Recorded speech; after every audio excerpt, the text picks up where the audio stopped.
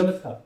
Base metal weekly outlook की अगर हम बात करें तो पूरे बेस मेटल पैक में पिछले एक हफ्ते में एक जबरदस्त तेजी का माहौल बनता हुआ दिखाई दिया, जहां पे हमने कॉपर में लगभग 7.5% की तेजी के साथ प्राइसेस 1280 के ऊपर पार होता हुआ दिखाई दिया। वहीं जिंक में 2.5% की तेजी और एल्यूमिनियम में 5% से ज्यादा की तेजी बनती हुई दिखी। लेड वैसे सुस्त रहता है, बट लेड में भी हमने देखा मोमेंटम बनना स्टार्ट हो चुका है। इनफैक्ट ये पिछले एक हफ्ते की बात नहीं, पिछले एक महीने में ही हमने देखा कि लगभग सभी कमोडिटी में हमने 8% की तेजी, कॉपर में, एल्यूमिनियम में 9% की तेजी, जिंक के अंदर 6% की तेजी और लेड में भी 4% की तेजी देखी।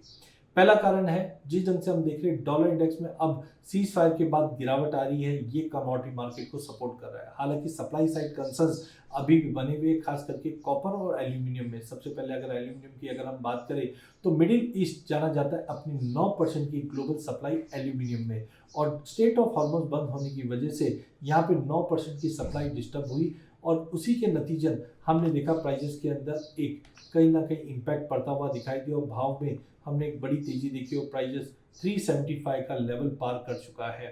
टाइमिंग मुझे लगता है कि ये जो 9% का ग्लोबल शॉर्टेज बना है इसको समय लग सकता है, एंड इसी के चलते हमने प्राइजेस को कंसिस्टेंटली एलिवेशन लेवल पे देखा है। और जनवरी से लेकर अब तक एल्यूमिनियम में लगभग हमने 25% की तेजी देखी है। हालांकि कॉपर में अगर आप जनवरी से अभी तक देखेंगे तो मार्केट फ्लैट रहा है। हाँ, बीच में हमने 1480 का हाई जरूर देखा था कॉपर में।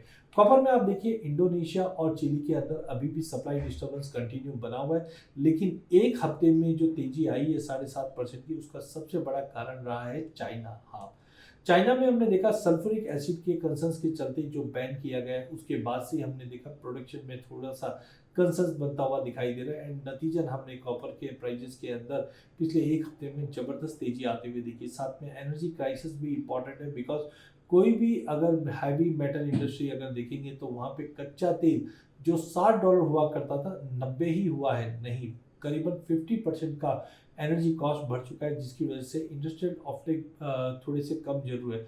हालांकि आईएमएफ की जो नई गाइडेंस आई है या आईएमएफ के जो नए अपडेट्स आए उसके अंदर ग्लोबल ग्रोथ को नेगेटिवली देखा जा रहा है, थोड़ा सा दबाव रहेगा कच्चे तेल के चलते। हालांकि चाइना के जो नंबर्स है वो ठीक ठाक आते हुए दिखाई दिए, बट ओवरऑल मुझे लगता है कि पूरे बेस मेटल के अंदर प्राइजेस एक दायरे में ही ट्रेड करते हुए दिखाई देंगे। हालांकि जो नंबर्स आए हैं वो ठीक ठाक आने की उम्मीद है, जिसके चलते प्राइजेस के अंदर एक बूस्ट मिलता हुआ दिखाई दिया।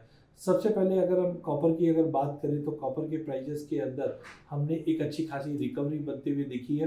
प्राइजेस के अंदर हमने देखा कि स्लोली एंड स्टेडीली एक मोमेंटम पॉजिटिव इसलिए भी बन रहा है कि कहीं ना कहीं डिमांड और सप्लाई के बीच में जो मिसमैच है ये प्राइजेस को अपलिफ्ट करेगा। वॉशिंगटन या हम बोल सकते हैं यूएस और ईरान के बीच में रिपोर्टेडली जो सेकेंड राउंड ऑफ टॉक चल रही है सीज फायर, उससे एक मार्केट का सेंटीमेंट बूस्ट होता हुआ दिखाई दिया है। वहीं चिली के जो माइनर्स है एंटोफास का, यहाँ पे हमने देखा अर्ली स्टेज अपॉर्चुनिटी दिखाई दे रही है अर्जेंटीना में, जहाँ पे शिफ्टिंग एक रीजनल पॉलिसी कंडीशंस हुई है। बट ओवरऑल मुझे लगता है कि प्रोडक्शंस को जो कंसर्न्स है वो कॉपर को सपोर्ट देता हुआ दिखाई देगा। वहीं दूसरी ओर अगर हम एल्यूमिनियम की अगर हम बात करें तो एल्यूमिनियम के प्राइस 4 साल के हाई पे जाते हुए दिखाई दिए। एलएमई पे भी हमने 3600 के ऊपर प्राइसेस को जाते हुए देख पा रहे हैं।